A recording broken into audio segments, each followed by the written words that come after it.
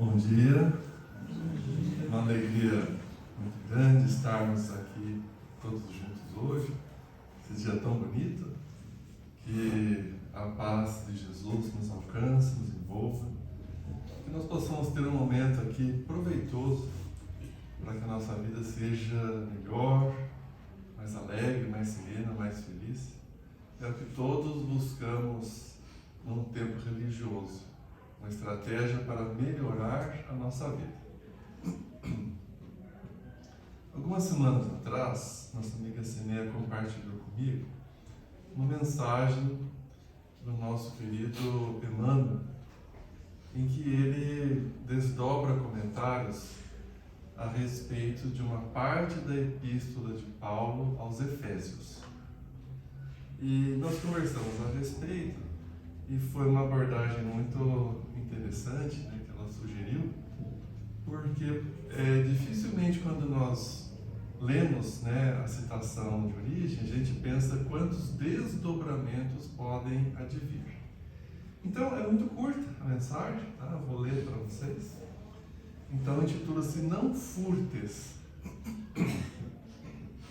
E aí Paulo, na Epístola aos Efésios, diz assim: aquele que furtava, não furte mais. Antes, trabalhe, fazendo com as suas mãos o que é bom, para que tenha o que repartir com o que tiver necessidade. Então, de modo geral, a maioria de nós pensa principalmente, né, ou primeiramente, em questões de ordem material, né? Aquele roubo de algum recurso material. Mas aí Emmanuel, né, na sua costumeira sabedoria, ele faz diversos comentários muito pertinentes. Aí ele começa assim, né, bem curto o trecho. Há roubos de variada natureza, jamais catalogados no Código de Justiça da Terra.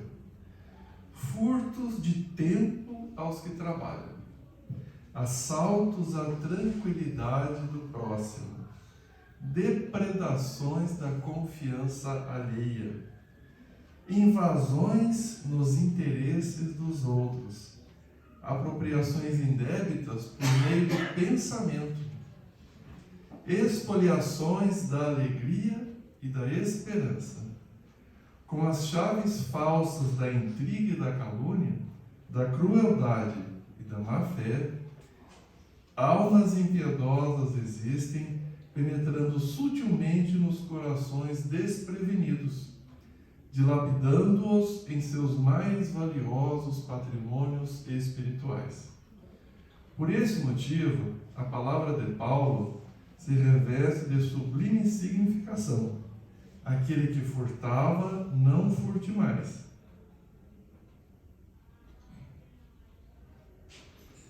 Se aceitaste o Evangelho por norma de elevação de tua vida, procura, acima de tudo, ocupar as tuas mãos em atividades edificantes, a fim de que possas ser realmente útil aos que necessitam.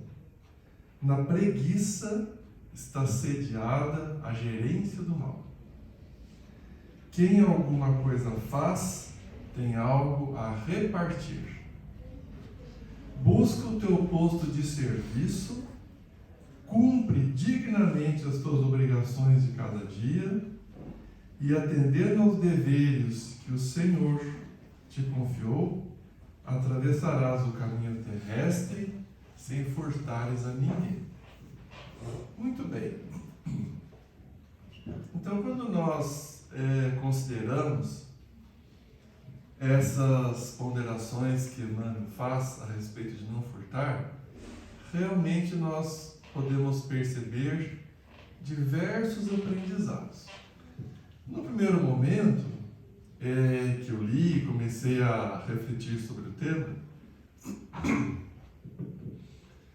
eu fiquei de imediato fazendo aquilo que muitos de nós ainda fazemos, pensando quantas vezes os outros vieram furtar meu tempo, minha paz, minha alegria. Mas conforme eu fui preparando o estudo, eu também ponderei quantas vezes eu furtei o tempo alheio, a confiança alheia.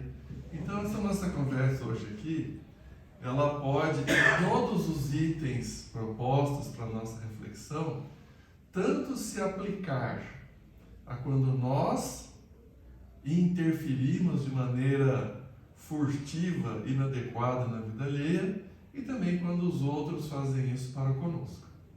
Porque é muito cômodo no nosso patamar de atraso evolutivo sempre transferirmos a responsabilidade dos desajustes para terceiros. E temos que lembrar que nós ainda muitas vezes fazemos isso. Então, o primeiro item que nós vamos conversar é a respeito do tempo. Poucas vezes nos damos conta do patrimônio valiosíssimo que é o tempo. Às vezes, quando começamos a compreender a realidade espiritual, a eternidade que nos aguarda, às vezes a gente faz um tipo de procrastinação evolutiva. Ah, tá muito difícil, isso eu vou deixar para outra encarnação. Quem nunca já não falou isso, né? Aquele parente de convivência difícil, né? Aquela proposta de disciplina que nos exige demais, e a gente fala assim, não estou fazendo curso para santo, também não tem condições, né? Muito pesado para mim, isso aí eu vou deixar para outra encarnação. Pessoal, de fato, nós temos um futuro infinito de evolução.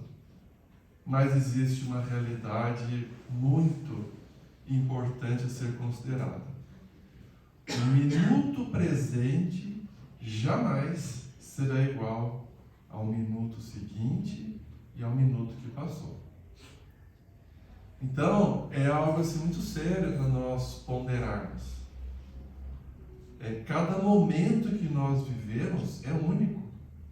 As condições fluídicas, energéticas, evolutivas, as pessoas que nos rodeiam neste momento, tudo isso compõe um cenário único. Este cenário não se repete. As oportunidades se renovam pela misericórdia divina. Mas cada momento é um cenário único. Então a questão do tempo é importante para nós ser vivenciada com sabedoria. Nem a ansiedade de querer tudo resolver, fazer, aproveitar de modo desajustado, e nem desperdício. Normalmente a maioria de nós costuma se instalar em um dos dois extremos. Ou desperdiçando o tempo, e aí tem um grande perigo, como Emmanuel fala, na preguiça está a gerência de todo o mal. Então, quando nós vamos tudo adiando, postergando, procrastinando, é um desperdício de tempo e é um patrimônio muito importante para ser desperdiçado. E tem um outro extremo a respeito do tempo. Nós queremos antecipar os eventos, aqueles que somos ansiosos, que temos angústias. Não adianta, não precisa, não é assim que a vida funciona. Então o tempo é um patrimônio de muito valor. E nós temos que cuidar para que ninguém furte o nosso tempo, e não devemos também furtar o tempo dele. Nas obras de André Luiz, é muito interessante considerar, e eu gosto muito do André Luiz pela espontaneidade que ele se apresenta, e nós muitas vezes nos identificamos com isso. Então, por diversas passagens, nós vamos ponderar na oportunidade de uso adequado do tempo, sem desperdiçar e sem termos angústias ou ansiedade.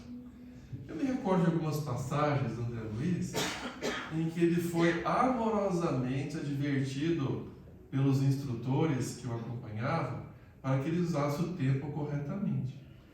Eu me lembro de uma passagem em que ele, por primeira vez, foi convidado a aplicar passes em sofredores do plano espiritual. Assim como nós aplicamos passes aqui, em nós que estamos na matéria, no plano espiritual nós continuamos a ser as mesmas pessoas, sem a matéria mais grosseira. Compreensivelmente, aqueles que desencarnarmos em situação de sofrimento, de rancor, de mágoa, assim continuaremos. E poderemos certamente nos beneficiar de passes no plano espiritual. Então, por primeira vez, ele começou a aplicar passes.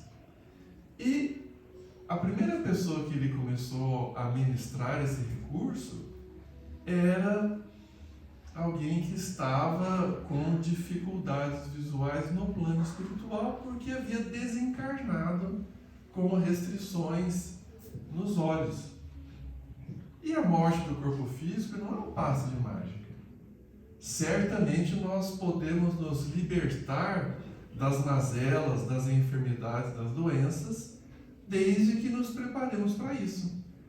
Pergunto, quem de nós se prepara de verdade para a viagem da morte física? Eu penso que quase ninguém, né? Aí o que acontece? Nós deixamos o corpo físico e continuamos com as mesmas impressões que tínhamos. Então, esta pessoa do plano espiritual não estava enxergando. E o André Luiz aplicou o passe. E graças aos recursos magnéticos, fluídicos, a pessoa começa a enxergar e fica deslumbrada e fala assim para André Luiz: quem sois, emissários dos céus, que me restituístes a visão? E ele, primeiro passo, ele começou a se deslumbrar com aquilo. Muito natural, né? Quem não se deslumbraria? Aí o instrutor chega pertinho dele e fala baixinho assim: André, lembre-se de que todas as bênçãos provêm de Deus e nós somos apenas instrumentos. Não desperdices teu tempo com excessos de autodeslumbramento, porque temos muitos sofredores para atender. Aí ele se reajustou, né?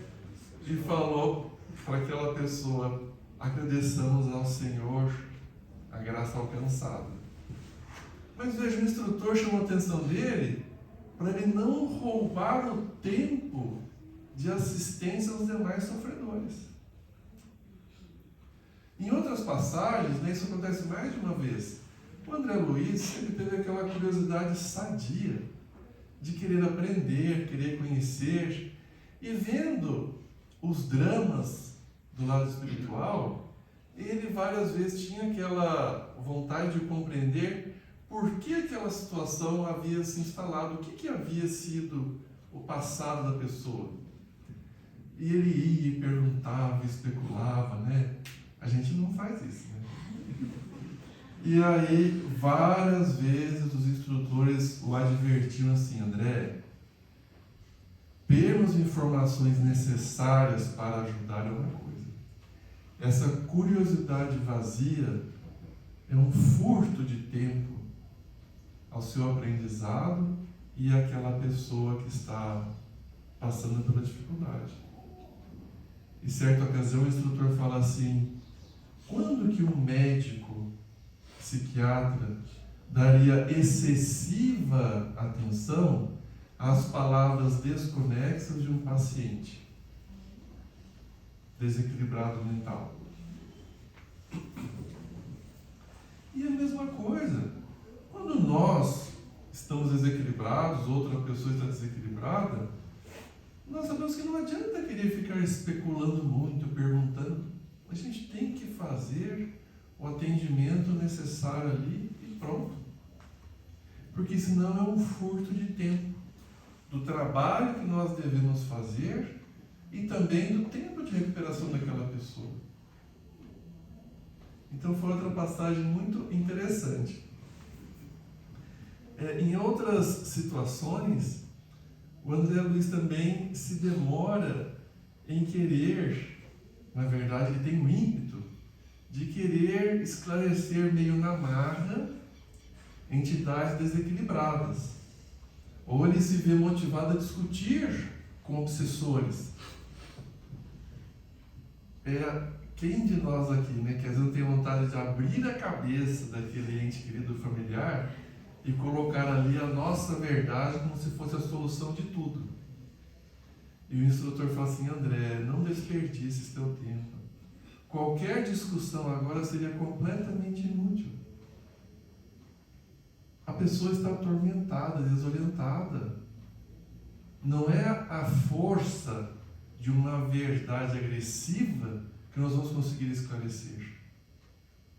Aí ele diz que se contém, né, pela autoridade moral, mas a vontade dele era ficar discutindo. Quem que não tem isso, né? Mas isso é um furto de tempo. É um roubo de tempo nosso e da outra pessoa. Porque quando nós estamos predispostos a discutir de maneira áspera, ainda que haja verdade, isso se torna agressivo. A verdade é sempre um diamante. Mas se arremessarmos no rosto da outra pessoa, não tem proveito algum. Pelo contrário, só fere. Por isso que o Chico Xavier dizia: para cada gota de verdade, 1 litro de amor. Para que a gente sempre possa falar a verdade com bondade, para a pessoa certa, na hora certa. Então essas passagens de André Luiz nos esclarecem como o uso do tempo deve ser valorizado por nós. Tanto de nossa parte, de nós não desperdiçarmos esse patrimônio, e também de não permitirmos que outras pessoas furtem o nosso tempo. É um equilíbrio desafiador. Às vezes precisamos dar atenção a alguém que sofre, mas na medida das possibilidades para que aquela pessoa seja acolhida, seja compreendida, mas não nos roube o tempo dos nossos demais deveres. Existe uma receita pronta? Não. Cada situação é única. Mas é um compromisso que nós devemos fazer, cada qual consigo próprio. Então, essa questão do furto do tempo é muito interessante. E às vezes, né, me chamou muita atenção essa frase: na preguiça está a gerência de todo mal. Por quê? Muitas vezes, ao longo das nossas vidas, nós ponderamos que não temos condições de trabalhar, particularmente nos compromissos espirituais, religiosos. Os compromissos materiais, nós temos uma grande motivação, que é a necessidade da sobrevivência. Se eu não trabalho, não tenho dinheiro, não tenho moradia, não tenho alimentação, não tenho vestuário, não tenho deslocamento. Então, para as questões materiais, é mais comum que a gente consiga, à força das necessidades prementes, se motivar ao compromisso. E já para as questões espirituais, religiosas, caritativas, nós somos prontos a conseguir desculpas. Isso é normal de todos nós. Por quê? Ainda somos espíritos atrasados. Quando formos espíritos mais evoluídos, isso fará parte da nossa essência espontânea. E aí eu vou resgatar um exemplo, né, quando nós estivermos prontos a nos justificar para o afastamento dos deveres religiosos, que é o nosso querido Jerônimo Mendonça. Naquele livro que a Joane Pilher escreveu, chamado O Gigante Deitado. A maioria já ouviu falar sobre o Jerônimo. Ele é natural da cidade de Ituiutaba, em Minas Gerais. Mas o Jerônimo, muito jovem ainda, de saudável, forte, bonito que era o moço, ele começou a apresentar diversos problemas graves de saúde, como artrite reumatoide generalizada, né? Todas as articulações enrijecidas, ficou cego dos 2 olhos, angina pectoris, né? Aquela dor fulminante, lancinante no coração, ficou acamado, imobilizado utilizado por décadas. Quando perguntavam para o Jerônimo o que era felicidade, ele respondia: é um conceito relativo. Para mim, felicidade seria poder virar de lado na cama. Ele ficava sempre na mesma posição. Bom, com uma condição física dessa, a gente poderia pressupor que ele tinha todas as justificativas plausíveis para ficar simplesmente em estado vegetativo esperando a morte do corpo. Não foi o que aconteceu. Cego, com angina, totalmente imóvel, né? Só o rosto dele, né? a boca, a articulação vocal era bem efetiva. Ele fundou diversas instituições caritativas em Pirutaba e as administrava. Albergue, creche, centro espírita, gerenciava tudo. E não tinha nem celular na época. As pessoas punham o telefone perto da boca dele, ele pedia recursos, comandava, gerenciava e se colocava com a marca especial que ele mesmo desenhou em uma Kombi e viajava o Brasil inteiro fazendo palestras. Esteve em nossa região várias vezes, falando sobre a doutrina espírita, sobre o otimismo, sempre de bom humor. Então, quando nós estivermos inclinados a nos afastar dos deveres religiosos, espirituais, e desperdiçarmos esse patrimônio sagrado do tempo, lembremos desse exemplo do Jerônimo. Poucas vezes a gente vai conseguir se justificar da ausência dos deveres.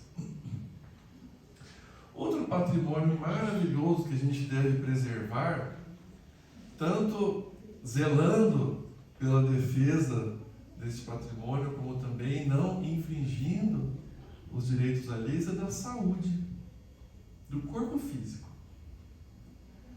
Isso, quando eu fui preparando, eu confesso que fiquei com o rosto corado, porque eu não sou uma pessoa muito zelosa da saúde do corpo físico, e minha esposa muitas vezes me chama a atenção: olha, você tem que respeitar, a organização física tem limites, a gente precisa zelar desse patrimônio. E recentemente passei algumas semanas assim, bem depauperados por conta disso. Então, nós não podemos furtar o nosso fluido vital. Cada um de nós reencarna com uma parcela, de certa forma, limitada de fluido vital. Essa parcela, essa reserva, ela pode ser prolongada, ampliada ou encurtada. Depende da nossa conduta. Se nós praticarmos excessos de qualquer natureza, nós vamos consumir essa reserva fluídica antes do tempo. E se nós nos ocuparmos a viver com bastante equilíbrio na prática do bem, podemos ter uma condição adicional dessa reserva. Como a gente vê esses missionários, né? O Divaldo Franco mesmo já mencionou que recebeu uma moratória. E a gente vê vários outros, né? Com uma vitalidade, né? Com 80, 90 anos, perfeitamente sadios, ativos, comprometidos com o bem. Então a gente não pode furtar a nossa própria saúde com desequilíbrios, exageros. E também não devemos fazer isso aos outros, porque também é um tipo de roubo que a gente faz. Não podemos fazer conosco e nem com os demais.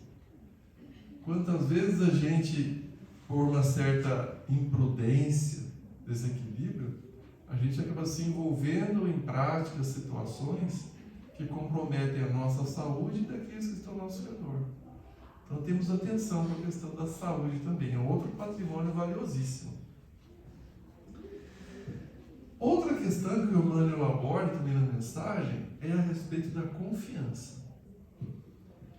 E aqui vale uma advertência séria para todos nós, porque quando existem esses furtos de confiança, quando existe confiança traída, normalmente nós temos um longo período de reparação a ser estabelecido.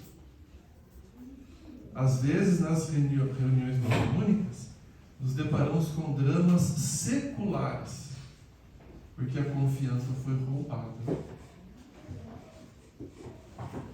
É interessante pensar nisso, né? Poucas vezes ponderamos, quando a gente fala no Centro Espírita de obsessores, a gente vislumbra aquela ideia, né, dos espíritos trevosos que se dedicam a nos perseguir aleatoriamente, né? Como se isso fosse possível nas leis divinas. Os espíritos que vêm das regiões mais perturbadas e, na base do unidunité, nos escolhem um acaso e falam: esse que eu vou perseguir. Não é assim. Para alguém nos perseguir por séculos, é porque a confiança foi traída, foi roubada. Nenhum de nós mudaria a sua vida porque um desconhecido tenha dirigido uma palavra desagradável, né, atravessando a rua. Para a gente deixar de lado os nossos amores, nossos afetos, nossos sonhos e nos ocuparmos de perturbar alguém, é porque havia um vínculo importante ali. Joana de Angeles nos diz que o ódio é o amor que enlouqueceu. Ódio não é o contrário de amor. O contrário de amor é indiferença. Se existe ódio, existe um sentimento muito forte ali, que foi amor, e se desequilibrou, está atormentado. E por que acontece isso? Porque houve a traição da confiança. A confiança que existia foi roubada. Entre amigos, entre afetos, entre cônjuges. Então vamos ter muito zelo de respeitarmos esse sentimento da confiança, tanto dos outros para conosco, como de nossa parte para com os demais. Nós adquirimos um débito, existe um ônus muito grande quando a confiança é roubada. Porque, compreensivelmente, isso não vai ficar de maneira neutra. A pessoa confiava em nós. E nós, se agirmos mal, vamos roubar um sentimento sagrado. E da mesma forma, estejamos atentos para com as outras pessoas a nosso respeito. Então, a confiança também é um patrimônio que nós precisamos zelar. Não roubando dos nossos semelhantes, não permitindo que também perturbem a nossa. Nesse mesmo contexto, vale a pena lembrar de um outro patrimônio, que é a questão do estímulo, do exemplo. Mesmo considerando nossa característica bastante imperfeita ainda, todos nós admiramos, respeitamos alguém e somos admirados e respeitados por outras pessoas. Todos nós. Às vezes não nos damos conta.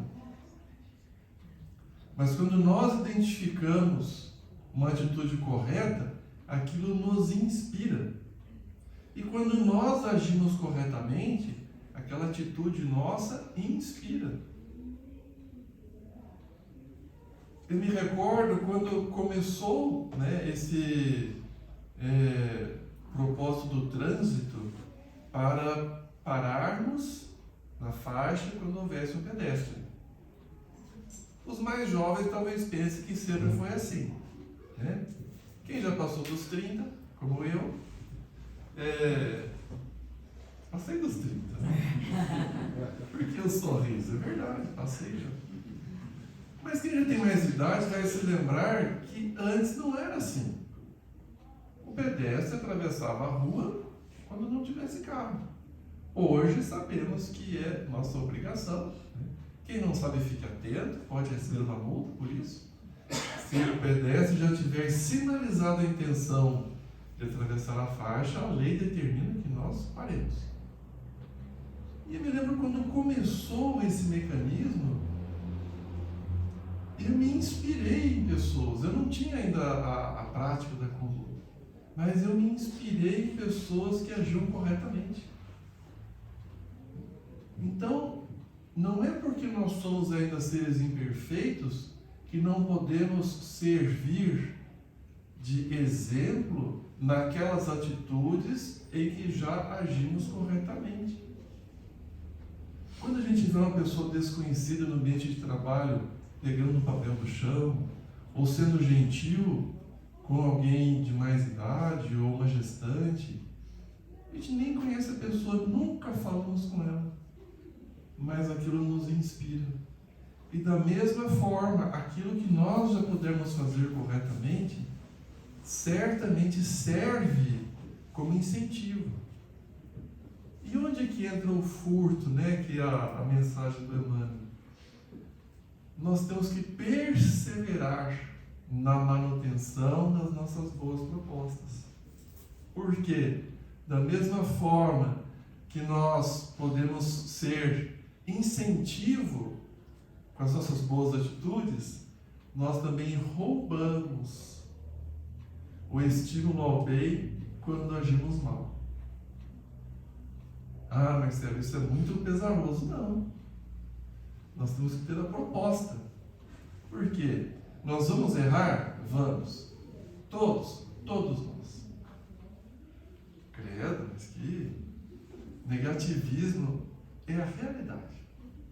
Nós ainda somos imperfeitos e só deixaremos de errar quando formos perfeitos ou que ainda está longe. O importante é termos a perseverança nas boas propostas. Por isso que está no Evangelho. Aquele que perseverar até o fim, este será salvo. Então, neste patamar, deste patrimônio, que é um incentivo e estímulo que nós somos para algumas pessoas e outras pessoas são para nós, vamos nos esforçar sempre na perseverança daquilo que já conseguimos acertar, porque com isso nós colaboramos para o progresso coletivo. E quando nós tropeçarmos, o que é algo previsível, vamos ter a humildade de reconhecer, nos reerguer e seguir à frente, porque até isso serve de estímulo. Quantas vezes podemos ser incentivados ao bem ouvindo uma passagem difícil de um amigo? Quando ele chega para nós e diz assim: olha, eu cometi um erro, eu agi mal com essa pessoa, eu traí a confiança do meu amigo, do meu colega de trabalho, eu me arrependi e pedi desculpas e tenho procurado reparar essa situação. Isso nos incentiva. Poxa, olha, eu admiro essa pessoa e tropeçou, reconheceu, está se predispondo à reparação, também serve. Então, seria uma fantasia termos a ilusão de que não vamos errar nunca. Mas está ao alcance de todos nós ter a proposta, reconhecer o erro quando ele acontecer e se predispor ao soerguimento, a nos reerguermos. Então esse é um outro patamar de patrimônio que nós temos que zelar. Não roubando aos demais o incentivo que podemos ser e também não corrompendo as pessoas naquilo que elas já podem fazer de bom. Um outro patrimônio extraordinário que temos que preservar é o otimismo. E qualquer pessoa que se diga cristã tem obrigação moral de ser otimista. E se for espiritualista ou espírita, o compromisso é maior ainda. Por quê? Porque se nós realmente acreditamos em Deus e confiamos no Pai, nós temos que testemunhar a certeza absoluta de que tudo está sob controle. Senão a gente não acredita em Deus. Mas a condição do mundo, a política, as guerras, a inflação mundial. Gente, nós estamos do mais atrasado para o mais evoluído no segundo patamar de planeta. Mais atrasado que o nosso mundo primitivo. Aquela referência clássica, né? É o mundo do homem das cavernas. Saído do homem das cavernas, qual é o próximo patamar? Provas e expiações. É o nosso. Ainda faltam mais 3 patamares à frente. Então, é lógico que no nosso patamar evolutivo, nós teremos muitas situações menos adequadas. É natural que a gente pense, mas eu já deveria estar num outro patamar, né? Esse mundo é tão atrasado. Se nós merecêssemos outro patamar, lá estaríamos. Deus é justo. Ninguém reencarnou por acaso no mundo atrasado. E a bem da verdade, né? Interessante, numa palestra do Haroldo ele fala isso. A bem da verdade, a gente não conseguiria viver num mundo muito evoluído. O Chico Xavier tem uma passagem, o Chico Xavier, um dia conversando com o seu guia espiritual Emmanuel, ele ficou perguntando como que eram essas atividades dos espíritos luminosos, na configuração dos corpos celestes, na visualização do universo de uma maneira totalmente diferenciada do que a gente consegue, como que seria isso? E o Emmanuel falou, vou lhe dar uma amostra. E o Chico desdobrou-se do corpo físico e foi acompanhando Emmanuel a grandes velocidades pelo cosmos. E o Chico, no início, quando ele começou a visualizar aquele caráter magnífico da criação divina, ele ficou tão impactado e falou assim para o Emmanuel, eu quero voltar. Eu quero tomar um café. Porque nós ainda não temos esse ajuste. Imaginemos, nós, quando estivéssemos ainda numa proposta das tribos mais primitivas, do Brasil, da Austrália, da África, que ainda temos espíritos reencarnando em condições muito simples. Nos grandes continentes ainda temos. Imaginemos, por exemplo, um indígena nosso aqui, daquelas tribos mais afastadas ali do interior da Amazônia, que fosse, num passe de mágica, colocado num grupo dos cientistas mais inteligentes do momento, interagindo com os músicos mais refinados das sinfonias, ou com aqueles benfeitores que dedicam a sua vida a atender o próximo. E aquele espírito num patamar ainda mais simplificado, que vivia aquela sua vida singela, entre a mata, a pesca, a convivência simples ali, dificilmente a gente consegue imaginar uma pessoa bem ajustada. A mesma coisa, nós estamos no mundo que nós nos ajustamos. Mas temos o dever de testemunhar a confiança em Deus, sabendo que tudo está evoluindo conforme deve. E temos que ter uma postura otimista. E não podemos permitir que nos roubem o nosso otimismo e jamais corromper o idealismo, a alegria dos outros. Vocês querem ver um exemplo de como a gente rouba a alegria, o otimismo de alguém? Porque isso é contagioso. Pessimismo e otimismo são contagiosos. Pega uma fila qualquer. pode ser de banco, de repartição pública. Está todo mundo ali em silêncio, aí alguém começa a praguejar. É instantâneo. Aquilo se alastra igual rastilho de pólvora. É contagioso. E nós estamos, se formos nós, estamos roubando a paz das outras pessoas. Em uma conversa que pessoas estão falando de amenidades ou se descontraindo, se nós inserimos um assunto perturbador, nós estamos roubando a alegria do grupo. É muito sério isso. Mas podemos também ser agentes de renovação. Minha sogra conta que por vários meses levou a sua mãe no Hospital das Clínicas em São Paulo, que tem, né, um público imenso, né, o maior hospital da América Latina. Ela ia num determinado setor, a dermatologia, e compreensivelmente não era um ambiente dos mais favoráveis para você exercitar alegria e otimismo, né? Doença, fila, espera. E minha sogra falou que todos ali, de modo geral, ficavam resignados, né, aguardando o atendimento, que era de excelência, é de excelência, mas nesse contexto dos percalços. Depois de algumas semanas começou a frequentar aquele ambiente, uma paciente que era muito otimista, muito alegre, muito animada. E à época existia uma novela, não é do meu tempo, a mamãe me contou. A novela chamava-se Rainha da Sucata.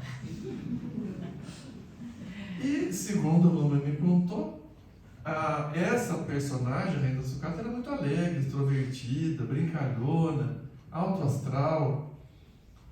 E essa mulher foi logo apelidada carinhosamente por todos ali de Rainha da Sucata. Porque ela chegava e, com muita gentileza, com muita espontaneidade, brincava com todo mundo, sorria.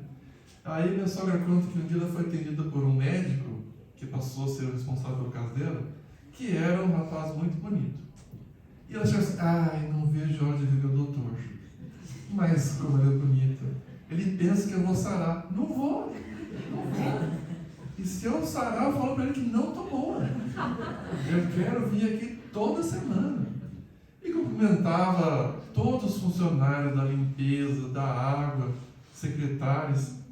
E minha sogra me falou mais de uma vez, era notável como uma pessoa modificava para melhor o ambiente de centenas, em uma situação desafiadora, fila e doença. Então isso mostra que assim como nós podemos ser artífices, instrumentos da alegria e do otimismo, temos que cuidar para não sermos aqueles que roubam a alegria e o otimismo. A gente não pode permitir que nos tire esse patrimônio. Às vezes a gente chega no local do trabalho e fala assim: bom dia. Eu falo assim: difícil ter um bom dia hoje. Gente, vamos respeitar a dificuldade do nosso irmão, mas não precisamos deixar que ele roube o nosso entusiasmo, certo? Então a gente vê que a pessoa não está bem, a gente se afasta. Podemos ser caridosos, fazer um pensamento amoroso, certo? Podemos desejar que a pessoa seja amparada pelos seus benfeitores. Ela pode estar num dia ruim, como todos nós temos dias ruins. Mas não precisamos entregar a nossa alegria na custa do pessimismo alheio.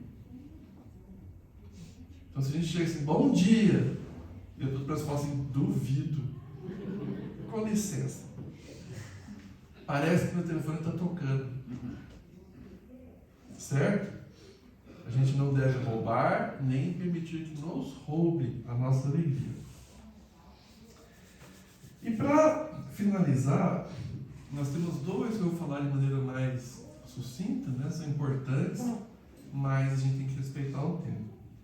A gente não pode roubar das pessoas a oportunidade do aprendizado. E é curioso que a gente faz isso com as pessoas que a gente mais ama. familiares queridos, filhos e amigos. No livro Entre a Terra e o Céu, tem uma passagem muito interessante. Tem uma personagem ali chamada Odila, e ela ficou muito desequilibrada um tempo, e estava afastada do seu filho, também no plano espiritual, ela no plano espiritual, mas não estavam se encontrando. E aí, num dado momento, ela desperta, né?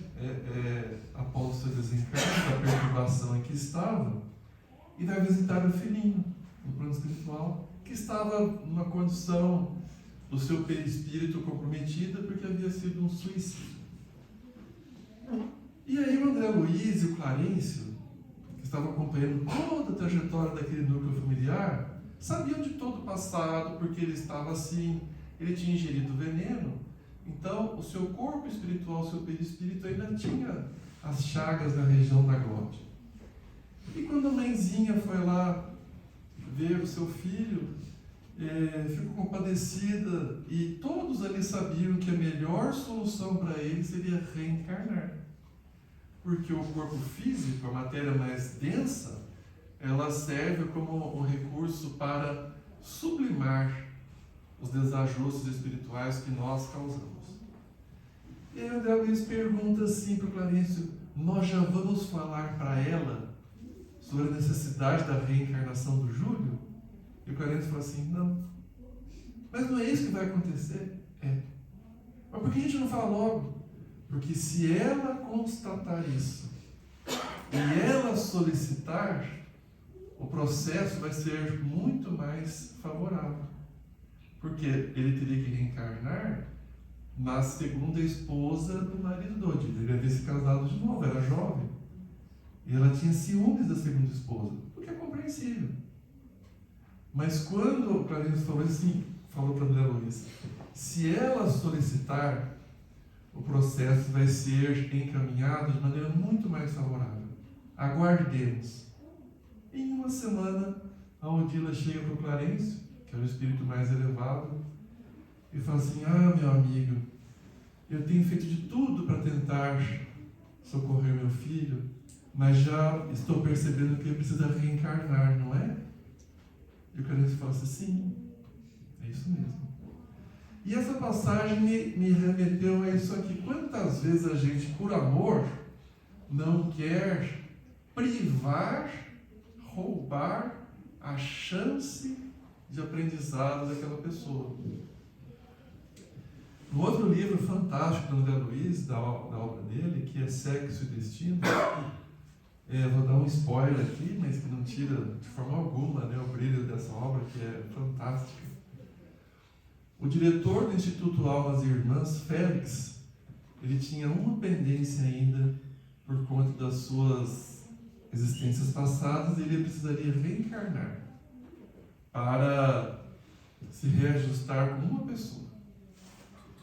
Então, já quase no fim da obra, acontece isso, né? Ele reencarnar, ele deixa a direção do Instituto, ele mesmo determinou que precisaria reencarnar, não precisou nem consultar as esferas superiores. Mas aí, sabe qual é o pedido que ele faz para os amigos? Não me deem facilidades. O André Luiz muitas vezes teve vontade, logo no início, de visitar a família, né, em que o Félix havia reencarnado, de ver como ele estava. E ele lembrava das advertências que os espíritos evoluídos haviam feito, para que não o incomodassem, que não lhe favorecesse com qualquer facilidade indevida, para que ele conseguisse ter a infibratura moral necessária. E esse patamar, a gente vê em diversas obras espíritas sérias. Quanto mais evoluído o espírito, menos facilidade ele quer. É só a gente ver os missionários que a gente conhece, né? Irmã Dulce, Madre Teresa de Calcutá, Chico Xavier. Todos esses vêm de um histórico na encarnação de grandes desafios. Porque os desafios são importantes para o nosso processo de aprendizado. E às vezes a gente quer roubar essa oportunidade daqueles que a gente mais ama. pessoas queridas, amigos. Então, temos que buscar um equilíbrio entre sermos solidários, amorosos, pilares de auxílio, mas não podemos querer viver a vida ou excluir experiências necessárias à evolução. E o último ensejo, se falar mais rápido, que a gente jamais deve roubar, é do perdão.